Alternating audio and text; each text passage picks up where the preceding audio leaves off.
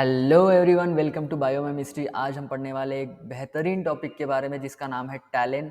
आज हम इसका स्ट्रक्चर देखने वाला है, किस तरीके से ये वर्क करता है और किस तरीके से जेनेटिक इंजीनियरिंग में हम इसका यूज़ कर रहे हैं। ये सारी चीज़ें हम इस वीडियो लेक्चर में कंप्लीट कवर करने वाले हैं।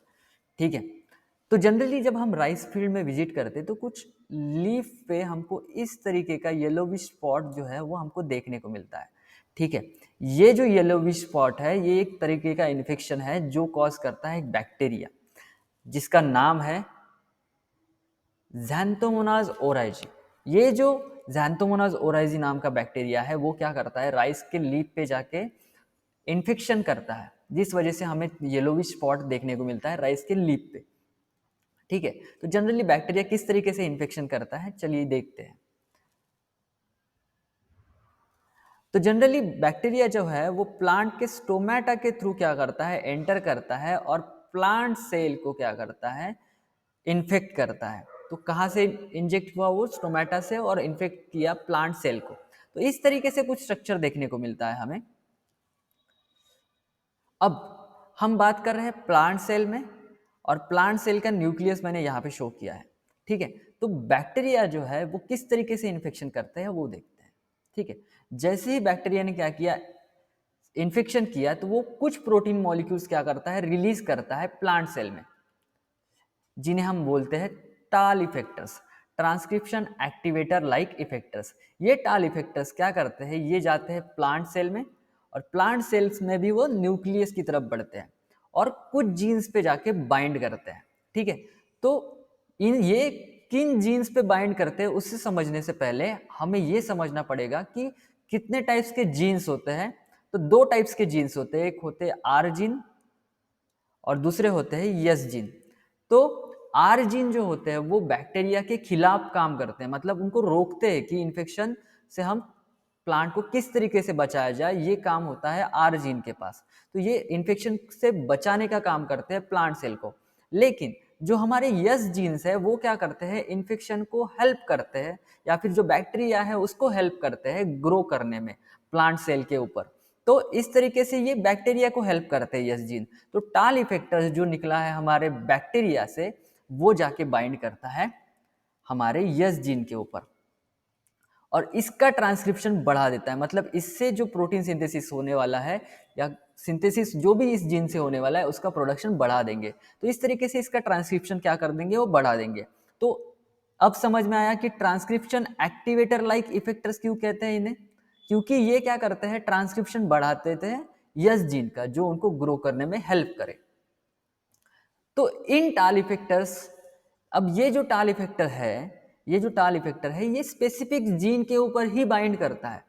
वो आर जीन के ऊपर बाइंड करता है क्या, नहीं करता है, वो सिर्फ यस जीन के ऊपर ही बाइंड करता है।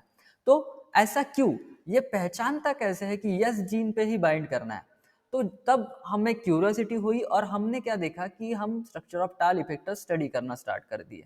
तो हमको क्या देखने को मिला, इस टाल इफेक्टर के पास यन टर्मिनल है, ये एक प्रोटीन मॉलिक्यूल है, तो यन टर्मिनल और सी टर्मिनल रहेगा। तो सी टर्मिनल यहाँ पे है, यन टर्मिनल यहाँ पे है। ठीक है, और इसके पास एक सेंट्रल रिपीट डोमेन भी प्रेजेंट है।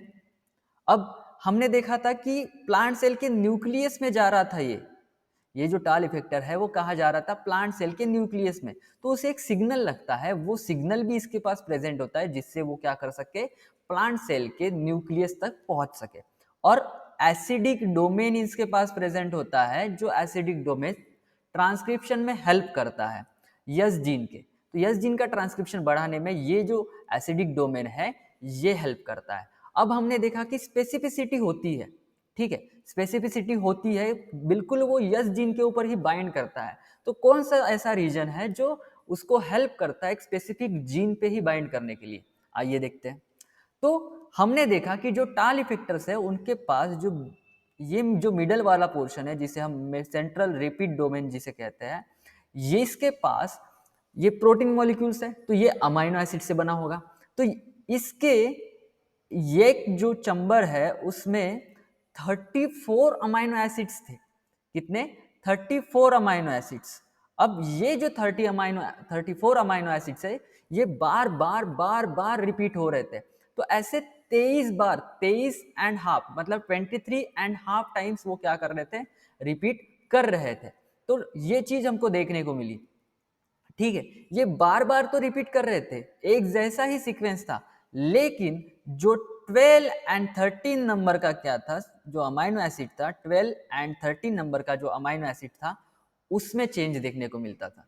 तो इससे हमें क्या समझ में आ रहा है कि ये जो बाकी के अमाइनो एसिड्स है, जो 32 अमाइनो एसिड्स है, वो स्पेसिफिसिटी में काम नहीं करेंगे।